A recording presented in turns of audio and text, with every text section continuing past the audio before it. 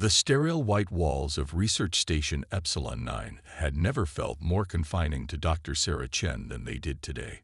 She stood before the observation window, watching the Enxthiel ambassador's skin ripple with patterns of agitation. The crystalline being's translucent body pulsed with waves of deep purple, a clear sign of diplomatic distress. Your species cannot participate in the eternal communion. The ambassador's translated voice resonated through the chamber. It would be unfortunate to witness another tragic demonstration of human fragility. Sarah kept her expression neutral, though her fingers tightened around the datapad containing her latest research findings. After 3 years studying the Enxthiel's unique biochemistry, she knew there was more to their toxin-based culture than met the eye. The upcoming eternal communion wasn't just a ceremony. It was the key to establishing lasting peace between humans and the crystalline species.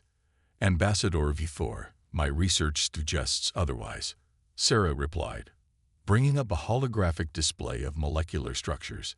Human biochemistry is more adaptable than you might think. We've survived countless environmental challenges throughout our evolution. The ambassador's crystalline form shifted, refracting light in complex patterns that the station's AI struggled to interpret as emotion. Dr. Chen, you misunderstand. The communion isn't merely about consuming toxic substances. It is about becoming one with the very essence of death itself. For millennia, only the Enxthiel have possessed the biological capability to survive this ritual. Sarah projected another hologram, this one showing her latest experimental results. What if I told you I found evidence that certain human genetic variations might allow us to process toxins in ways similar to your species?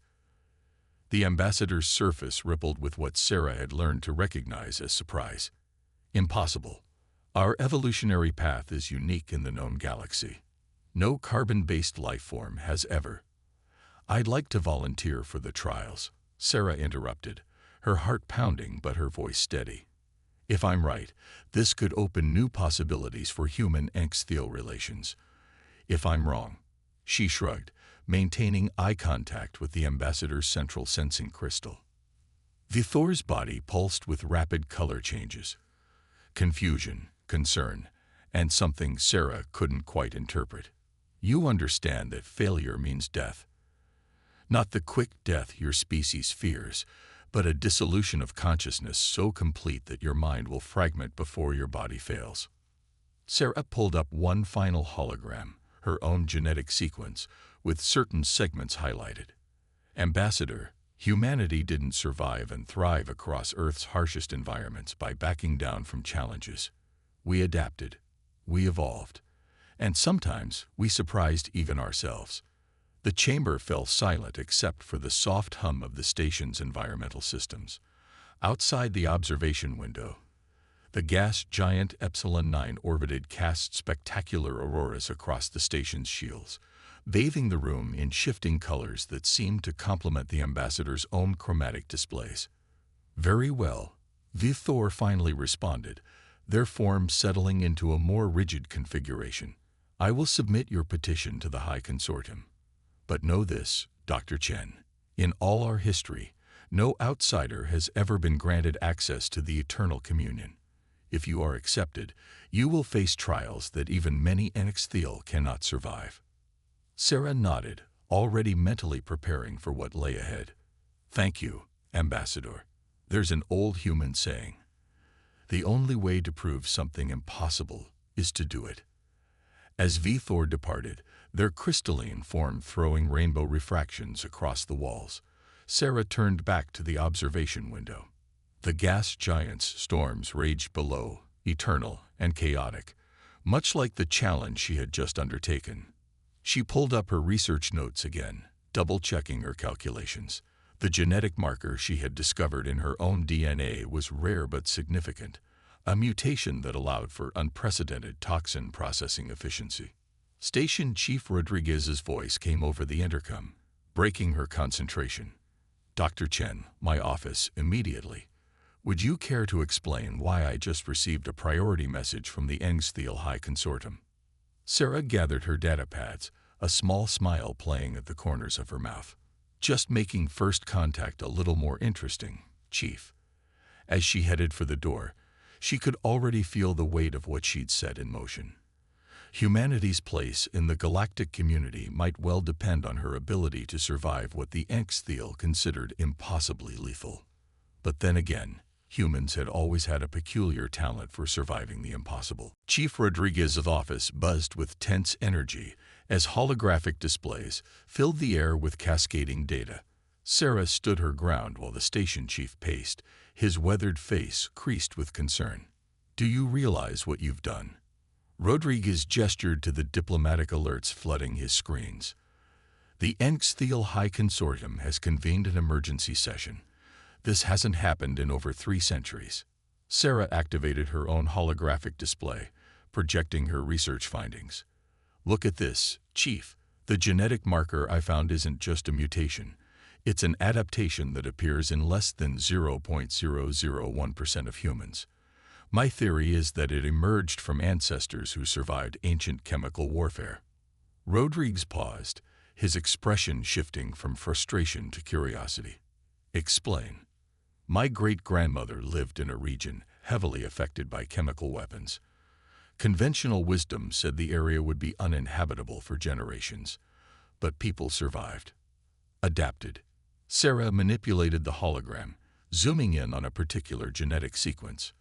"This marker allows cells to process toxins in a way that's remarkably similar to Enxthel biology."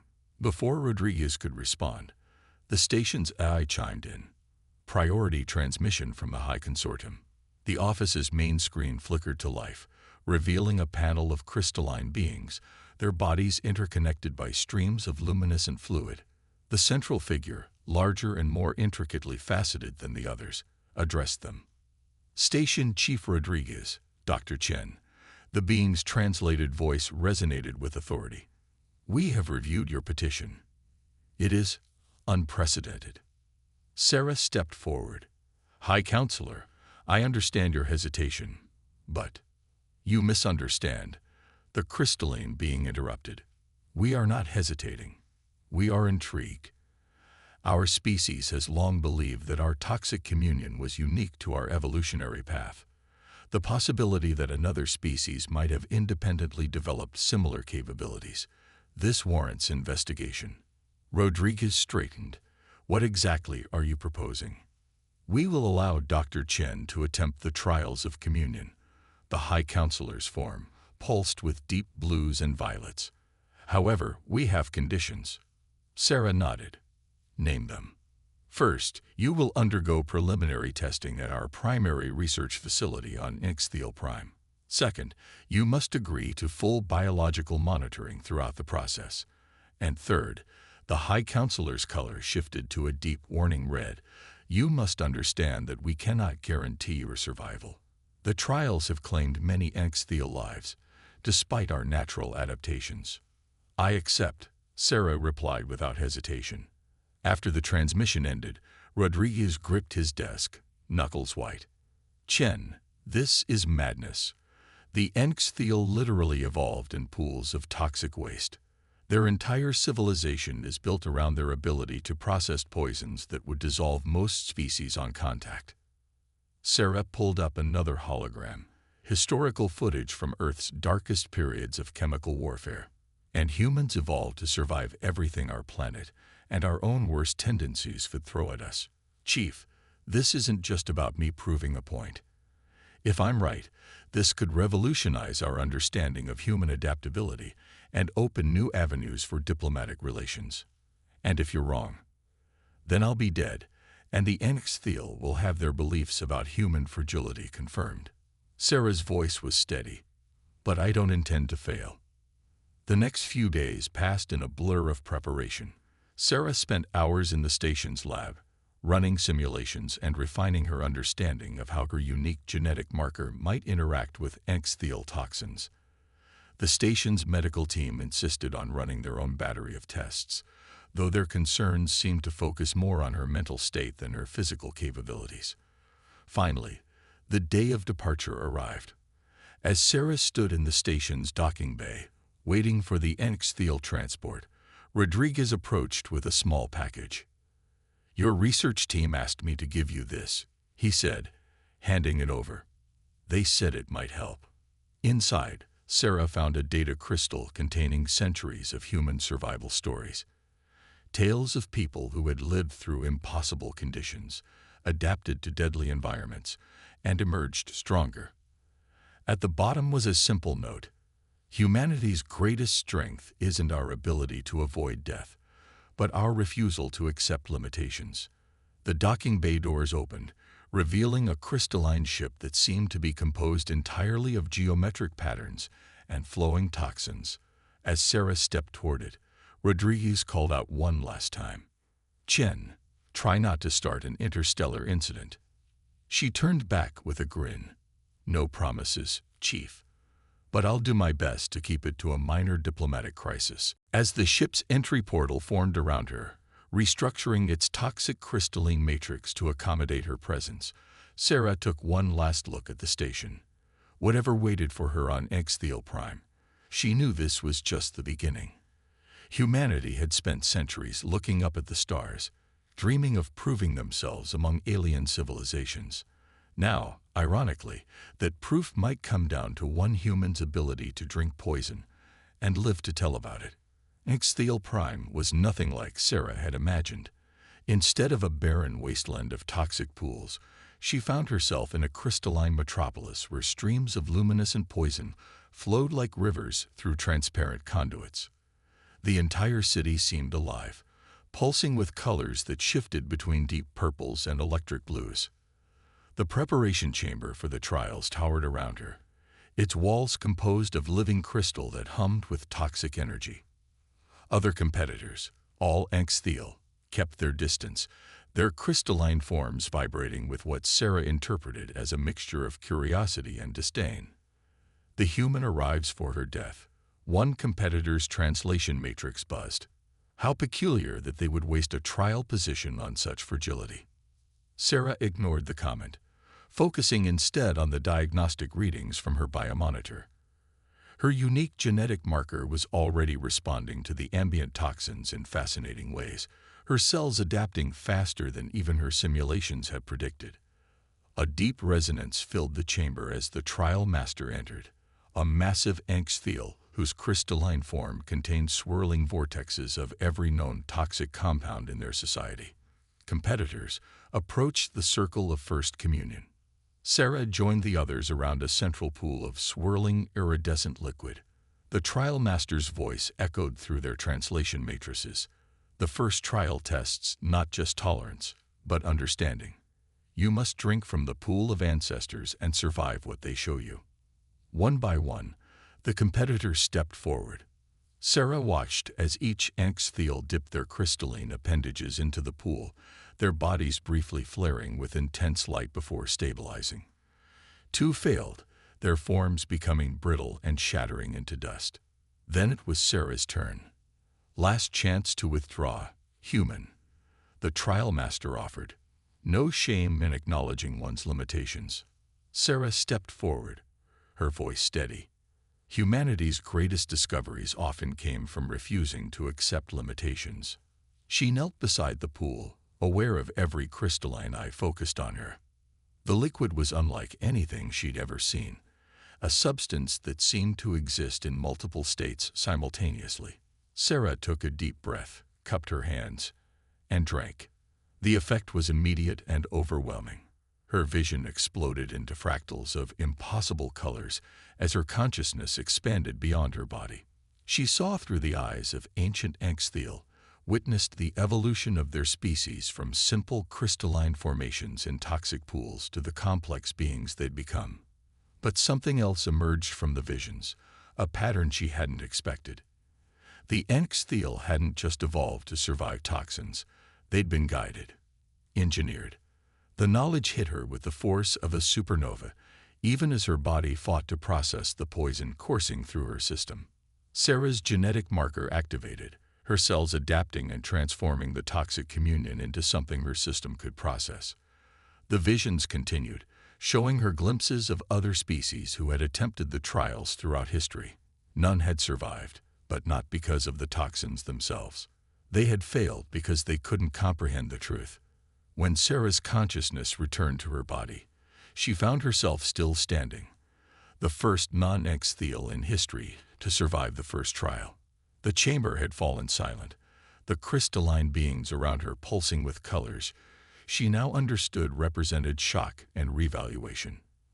The trial master's form shifted, creating complex patterns Sarah recognized as both respect and concern.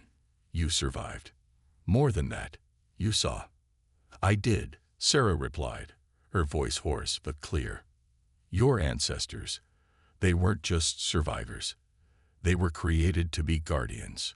A ripple of agitation passed through the chamber. The trial master's color darkened to deep indigo. You understand, then, why most who learn this truth do not survive to speak of it. Sarah straightened, her mind racing with the implications of what she'd learned. Your species evolved to protect something hidden in the toxic depths of this world. She paused, choosing her next words carefully. Something that could change the balance of power in the galaxy. Clever human, the trial master's form pulsed with dangerous intensity. But knowledge brings responsibility. And danger. Are you prepared for what comes next? Sarah thought of the research station, of humanity's place in the galaxy, and of the incredible truth she'd glimpsed in her toxic communion. I didn't come this far to stop now.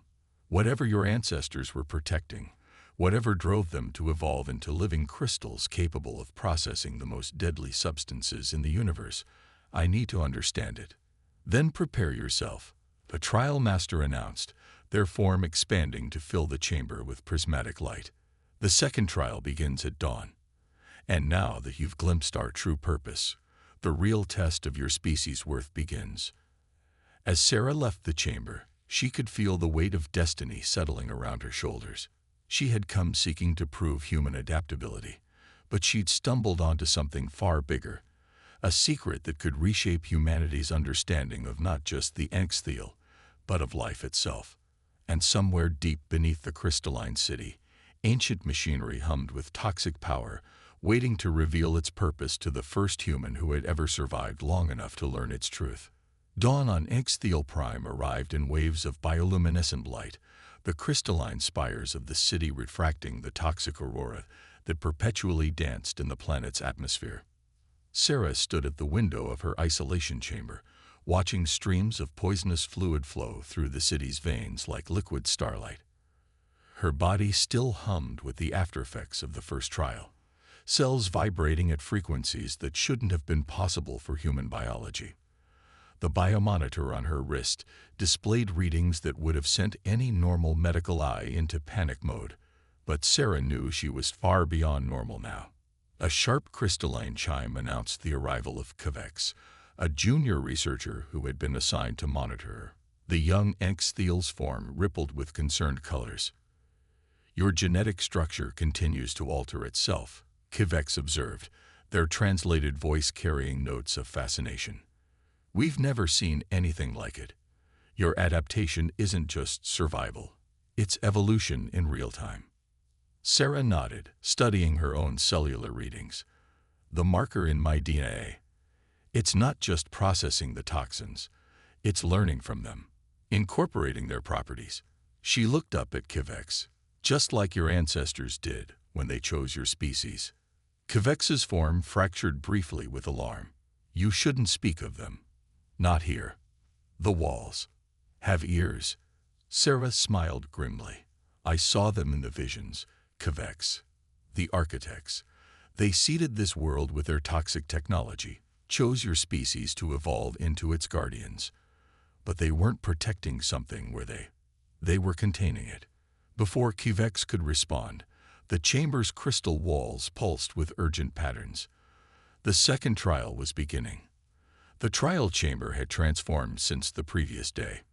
Where there had been a simple pool, now there stood a massive crystalline structure that seemed to bend reality around itself. The remaining competitors, 3 Extheal and Sarah, gathered before it as the trial master materialized. The second trial tests more than your ability to process toxins, they announced. It tests your worth to know the truth.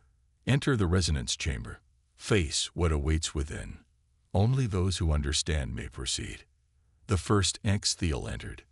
Minutes later, their crystalline form exploded into fragments, each shard evaporating into toxic mist. The second emerged change, their once transparent form now clouded and corrupted. They were quickly escorted away by guardian drones. The third extheal refused to enter, forfeiting their place in the trials. Then it was Sarah's turn. Inside the chamber, reality fractured. Sarah found herself floating in a void filled with geometric patterns that shouldn't have been possible in three-dimensional space. A voice that wasn't a voice filled her consciousness. Human. You see Nino G. But Nino G is poison. All knowledge is toxic to someone. Sarah responded. That's why we adapt. Learn. Grow. Images flooded her mind. Ancient starships, civilizations rising and falling, and at the center of it all, a truth so devastating it had driven the architects to create an entire species dedicated to containing it. You, heavy isi and our guardians, now see what they guard. The vision shifted. Sarah saw a vast mechanical complex deep beneath the toxic seas of extheal prime. But it wasn't a weapon or a power source as she had suspected. It was a prison. And its prisoner was awake. A quantum consciousness, Sarah whispered, understanding flooding her altered mind. You imprisoned a being that exists in all possible realities simultaneously. The toxins, the crystalline evolution of the extheal, it's all part of a containment system. Correct. But incomplete. The vision expanded. Sarah saw the prisoner reaching out across dimensions, touching minds, influencing evolution. And she saw something else. Patterns in human DNA that couldn't have occurred naturally. It's been affecting us too, she realized. My genetic marker, it's not just random mutation.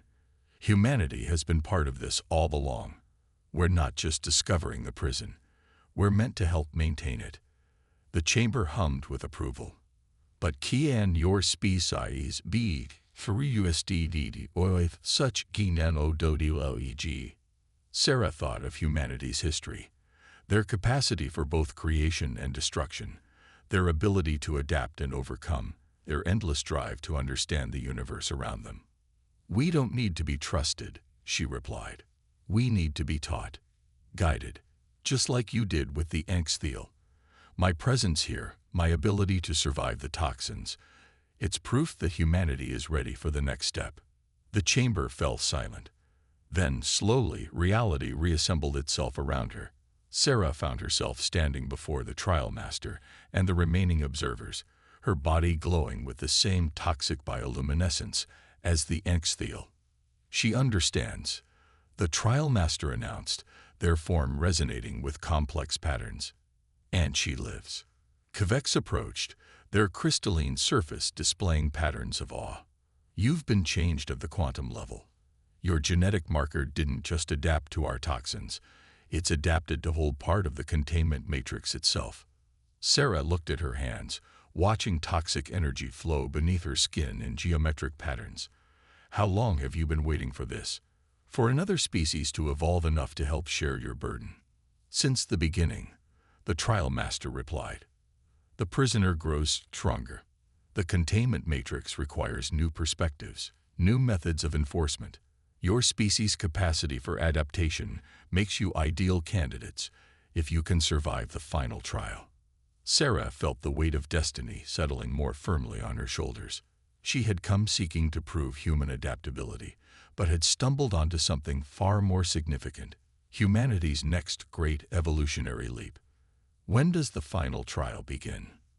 The trial master's form pulsed with ancient power. It already has. The descent into extheal prime's toxic depths felt like falling through liquid starlight. Sarah's transformed body glowed with internal luminescence as she followed the trial master through crystalline tunnels that grew increasingly ancient and complex. The quantum prisoner's influence grew stronger with each level they descended, reality itself becoming less stable around them. The final trial is not just a test. The trial master explained as they approached a massive doorway covered in geometric patterns that hurt to look at directly. It is an initiation. The prisoner must acknowledge you as a guardian, or reality itself rejects me. Sarah finished. Her newly enhanced senses could feel the waves of quantum probability radiating from beyond the door, like a transplanted organ being rejected by the host body. The door dissolved, revealing a chamber that existed in multiple states simultaneously. At its center, suspended in a matrix of crystalline toxins, writhed a being that Sarah's mind could barely process, a quantum entity that existed in all possible realities at once. You have come, human. We have waited. The voice resonated through Sarah's transformed cells, each molecule in her body vibrating in response. The prisoner's presence was overwhelming, a consciousness so vast it could perceive and exist in infinite realities simultaneously. I understand now, Sarah said, her voice carrying new harmonics that matched the crystalline chambers around them. The toxins, the trials, they're not just about containing you. They're about maintaining the boundary between realities. Without the containment matrix, you'd collapse all possible timelines into one. Correct. But now the matrix ends. The NX is IL alone, TNO longer, maintain it. The trial master's form pulsed with ancient sorrow. For millennia, we have been the sole guardians, but the prisoner grows stronger as consciousness across the galaxy evolves. It feeds on awareness itself. Sarah stepped closer to the quantum prison, watching reality fracture and reassemble around her. And that's why you need humanity. We've spent our entire existence adapting, surviving, pushing boundaries. Our consciousness evolved differently from yours. Yes, where DENXATHILRCRYS unchanging. Humans are ifethil. Uid. Adaptive. Together, you create a new form of Sion Tainananiente. The chamber began to pulse with energy. Sarah felt her transformed body responding, the toxic patterns under her skin aligning with the geometric structures around her. The final trial had begun. Images flooded her mind. Every possible version of herself across infinite realities, each making the same choice, each facing this same moment.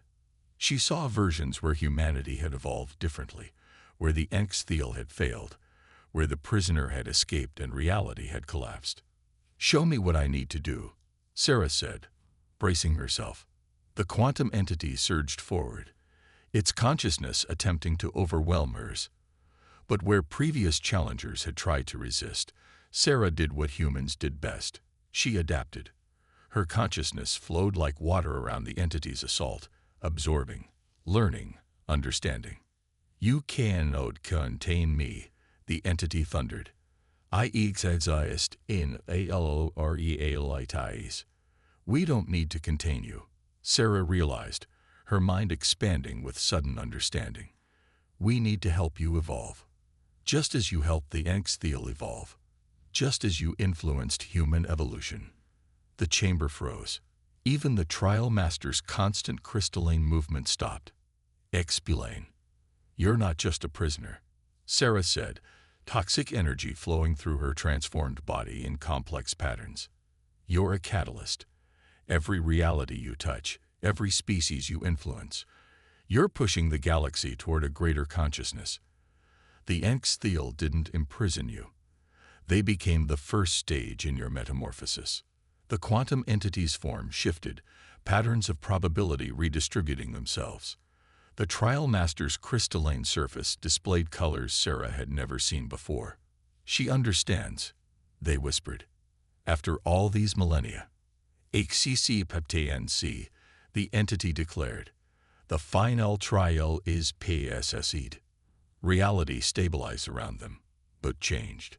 Sarah felt her consciousness expand further, connecting not just with the Enxthel and the quantum entity, but with every human back on Earth who carried the potential for transformation in their genes.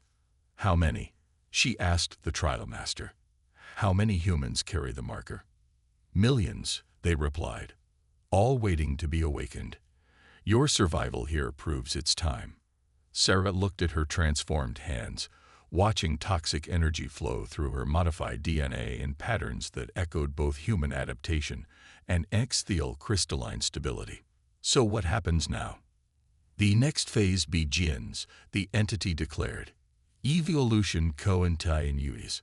As they ascended from the depths, Sarah felt the weight of what they'd discovered.